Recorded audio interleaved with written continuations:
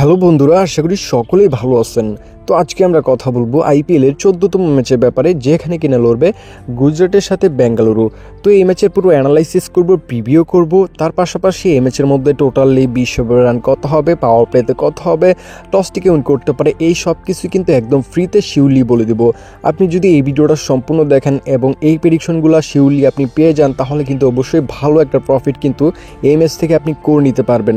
তো দেরি না করে ভিডিওটি সম্পূর্ণ দেখুন এই প্রেডিকশনগুলো ফ্রিতে পেতে এবং ভালো একটা প্রফিট করতে।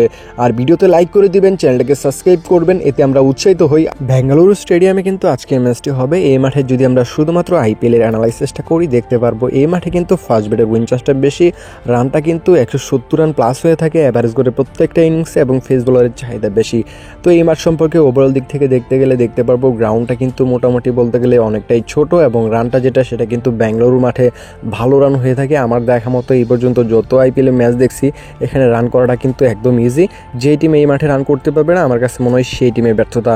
তো টস উইন করে এখানে ব্যাট নিতে পারলে ভালো একটা সিদ্ধান্ত হবে, কারণ এই মাঠে কিন্তু ফার্স্ট ব্যাটের উইন চান্সটা বেশি, এবং গত সিজনে 7টা ম্যাচের মধ্যে 4টা পাওয়ার প্লেতে 6 ওভারে এখানে 45-46 রান প্লাস হয়ে যাবে।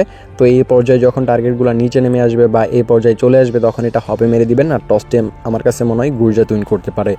এখানে যদি আমরা দুই টিমের রিসেন্টলি একটা ম্যাচের ফর্ম দেখি, সেই জায়গায় দেখতে পারবো দুই টিমে কিন্তু রিসেন্টলি একটা ম্যাচ উইন করে আসতেছে। রিসেন্টলি ফর্মটা কিন্তু ভালো, এবং হেড টু হেড রেকর্ডটা দেখলে আমরা দেখতে পারবো এখানে কিন্তু আপনার বেঙ্গালুরু কিন্তু এগিয়ে থাকবে, কারণ 5টা ম্যাচ হয়েছে দুইটা টিমের মধ্যে। 5টা ম্যাচের মধ্যে 3টা বেঙ্গালুরু, 2টা হচ্ছে গুজরাট উইন করেছে। তো বুঝতেই পারতেছেন হেড টু হেড রেকর্ড এখানে কিন্তু আপনার বেঙ্গালুরু পাল্লাটা ভারী, গুজরাটের বিরুদ্ধে তারা ভালো খেলে থাকে। আর যদি এবারে আইপিএলটা বলেন, আইপিএলেও কিন্তু এখানে আপনার এবার কিন্তু শুরুটা কিন্তু বেঙ্গালুরু ভালো হয়েছে, এবং এখানে যদি আপনি দেখেন গুজরাটের তুলনায় কিন্তু বেঙ্গালুরু কিন্তু এবার ভালো শুরু করেছে। গুজরাট কিন্তু তার প্রথম ম্যাচটা হেরে আসতেছে, এবং অন্যদিকে বেঙ্গালুরু কিন্তু প্রথম ম্যাচ থেকে তারা উইন করে আসতেছে।